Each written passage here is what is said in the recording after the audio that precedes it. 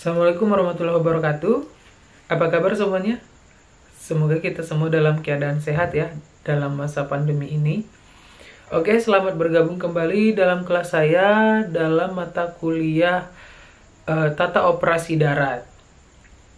Kali ini kita akan membahas tentang bisnis penerbangan. Kita akan membahas tentang apa aja sih ruang lingkup bisnis penerbangan itu, terus seperti apa peraturan internasional tentang bisnis penerbangan. Jadi bagi kalian yang penasaran, langsung saja ya. Selamat mengikuti perkuliahan ini.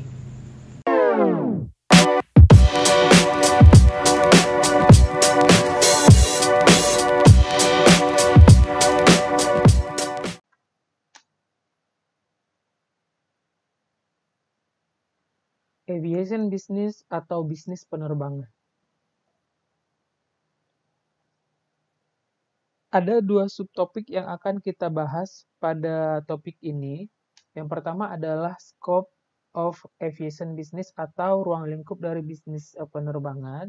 Terus yang kedua adalah aviation international regulation atau peraturan internasional dalam bisnis penerbangan. Nah, kita langsung saja ke slide materi. Sebenarnya apa sih aviation business itu, atau apa sih pengertian dari bisnis penerbangan itu? Kira-kira apa ya? Oke, benar sekali. Jadi, bisnis penerbangan itu adalah badan usaha jasa angkutan udara yang mengoperasikan pesawat terbang sebagai sarana untuk mengangkut penumpang, barang atau kargo, dan benda-benda pos dari suatu kota ke kota lain atau bahkan dari satu negara ke negara lainnya. Jadi itu ya pengertian dari bisnis penerbangan. Nah, ini dia contoh-contoh dari bisnis penerbangan atau contoh airline ataupun maskapai. Ada Garuda Indonesia, ada Emirates, ada Korean Air, ada Saudi Arabian Airlines, dan lain-lain. Ini masih sebagian kecil dari seluruh maskapai yang ada di dunia ya. Di Indonesia sendiri masih ada contohnya kayak Lion Air, Citylink, Sriwijaya, Susi Air, dan lain-lain.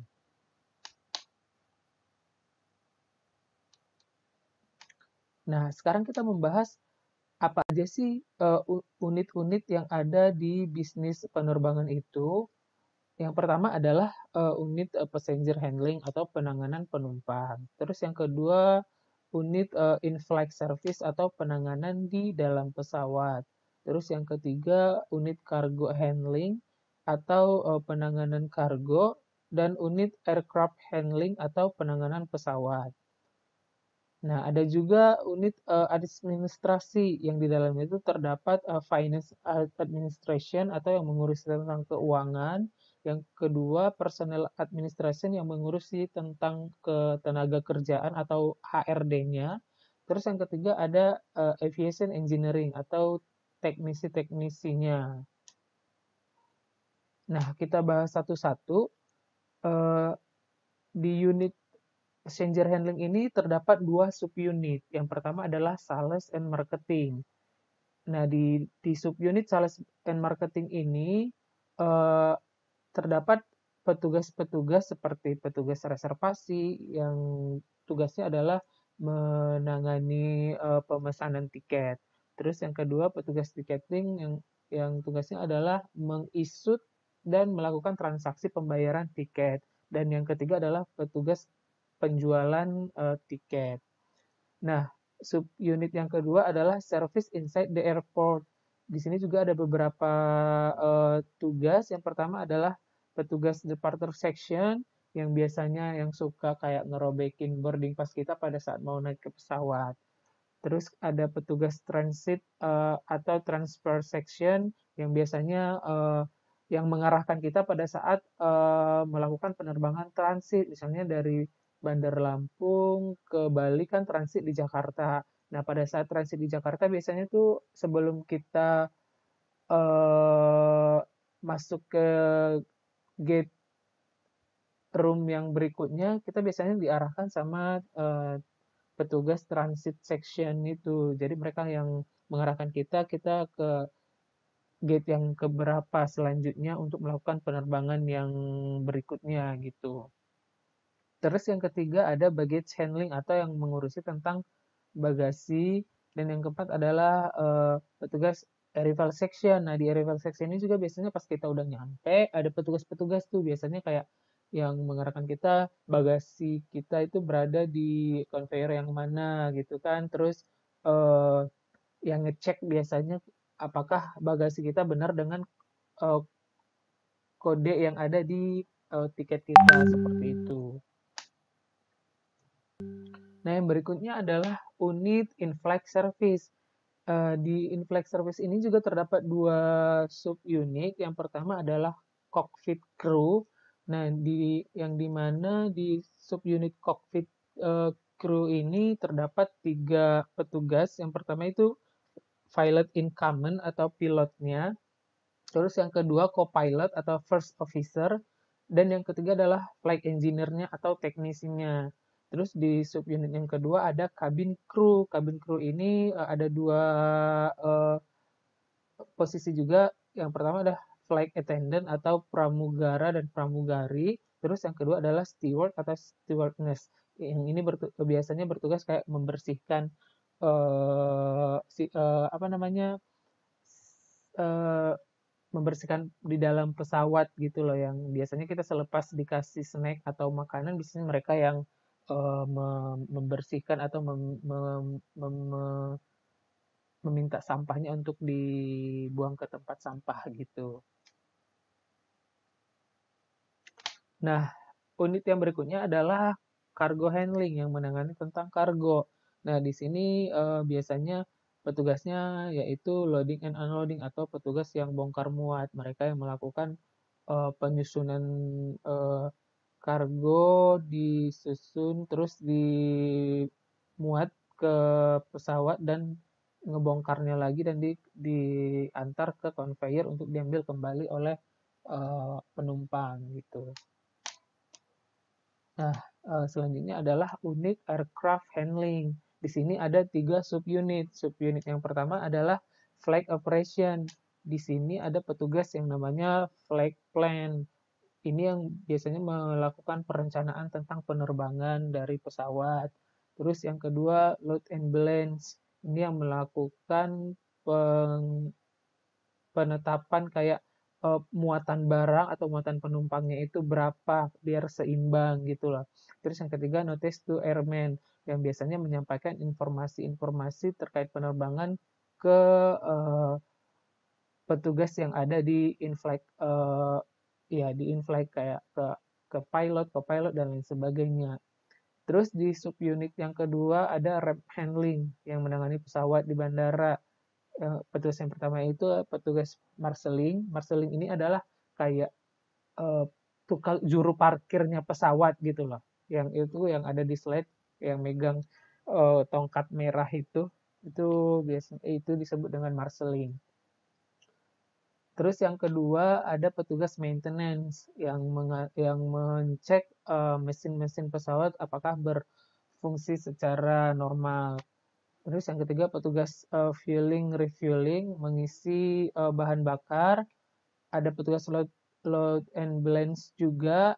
Dan yang kelima ada petugas aircraft cleaning atau yang bertugas membersihkan pesawat. Dan yang subunit yang ketiga ada petugas catering. Nah, sekarang kita ke subtopik yang kedua yaitu International Aviation Regulation atau peraturan internasional dalam bisnis penerbangan. Sebenarnya untuk apa sih dibuatnya peraturan internasional itu? Kira-kira apa ya tujuannya? Ya, benar sekali ya. Untuk membantu maskapai-maskapai penerbangan untuk bersaing secara sah dan mencapai keseragaman dalam penetapan harga. Jadi, peraturan internasional ini dibuat ya untuk menjaga persaingan yang sehat dan juga menyeragamkan tarif-tarif dari seluruh maskapai yang ada gitu, biar tidak saling sikut gitu lah.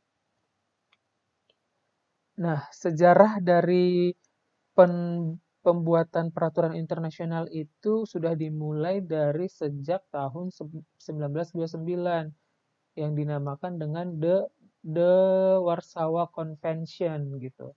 Nah, selanjutnya dibicarakan kembali di tahun 1944 setelah Perang Dunia Kedua dengan nama The Chicago Convention. Dan pada tahun 1945 berdirilah yang namanya IATA atau IATA, kepanjangan adalah International Air Transport Association. Nah, kita bahas satu-satu.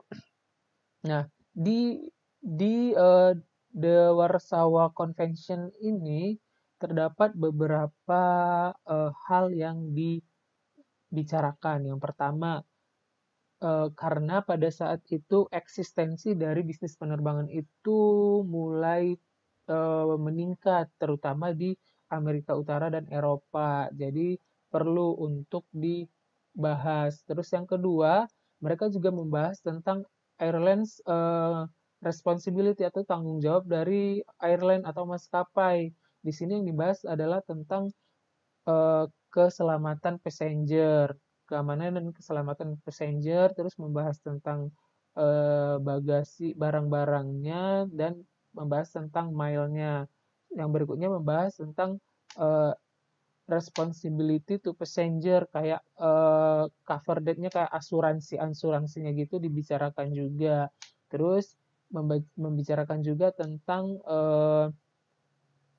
tanggung jawab apabila ada bagasi, passenger, kargo, dan mail yang hilang gitu loh, atau yang terjadi bahaya atau terjadi keterlambatan penerbangan juga dibicarakan di sini. Apa aja yang menjadi tanggung jawab dari si maskapai itu gitu.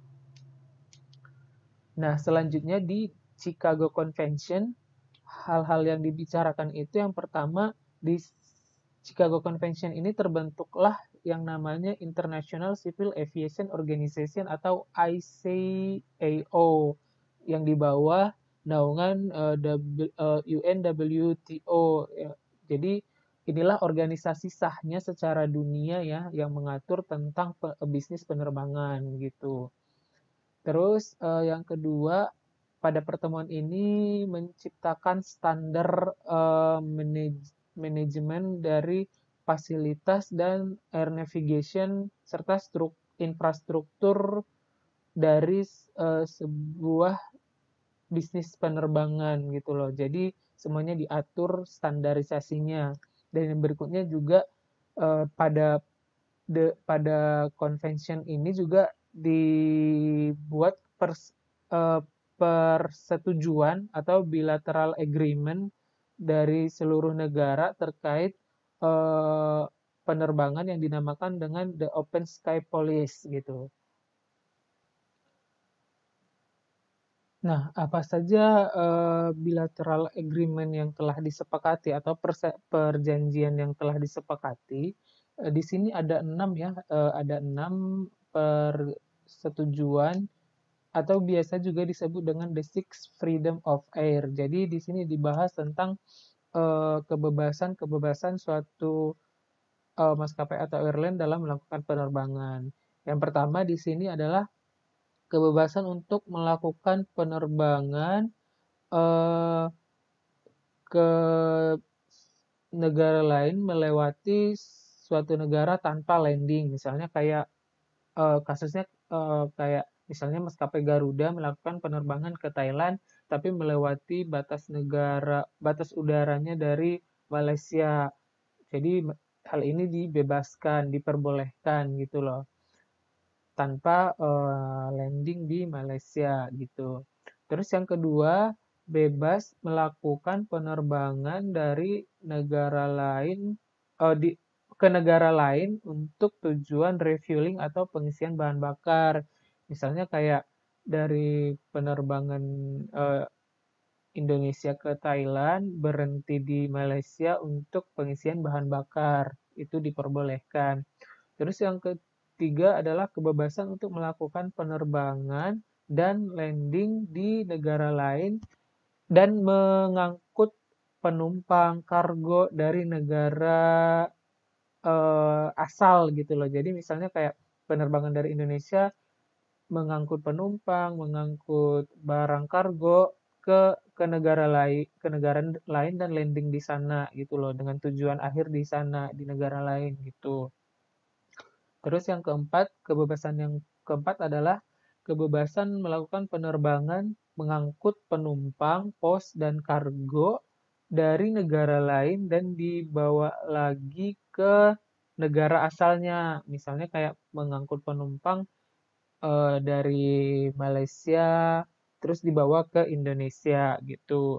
Terus kebebasan yang kelima adalah bebas melakukan penerbangan dengan mengangkut passenger atau penumpang, pos, dan kargo dari eh, se- sebuah kota di suatu negara dan dibawa lagi ke negara lainnya gitu loh. Misalnya kayak penerbangan dari Indonesia terus menuju ke Malaysia dan di Malaysia mengangkut penumpang kargo dan barang-barang lainnya dan dibawa lagi ke penerbangan berikutnya itu kayak misalnya ke Thailand itu diperbolehkan gitu.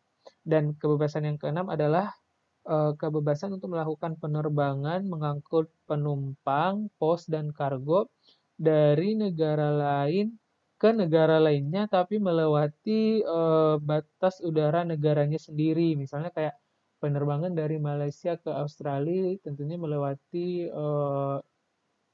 batas udara Indonesia ya seperti itu. Jadi ini 6 hal kebebasan atau the six freedom of air gitu yang telah diatur di Chicago Convention ini gitu. Nah, tadi di 1945 sudah terbentuk yang namanya IATA atau IATA atau International Air Transport Association.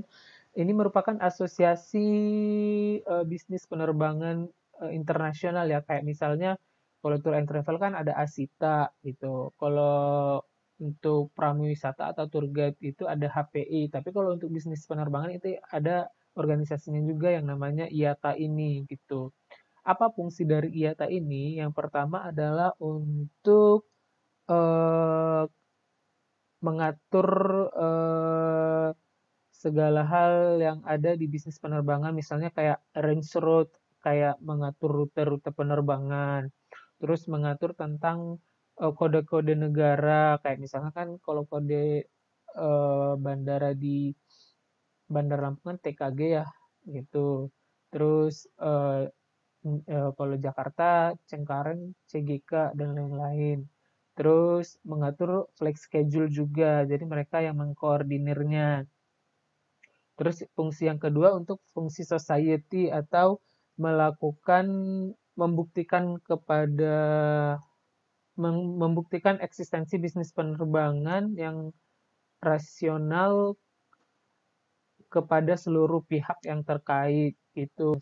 Terus yang ketiga adalah untuk fungsi terhadap pemerintah atau negara, yang dimana di sini mereka yang mengatur tentang penetapan harga gitu atau standar harga internasional juga ditetapkan oleh IATA ini.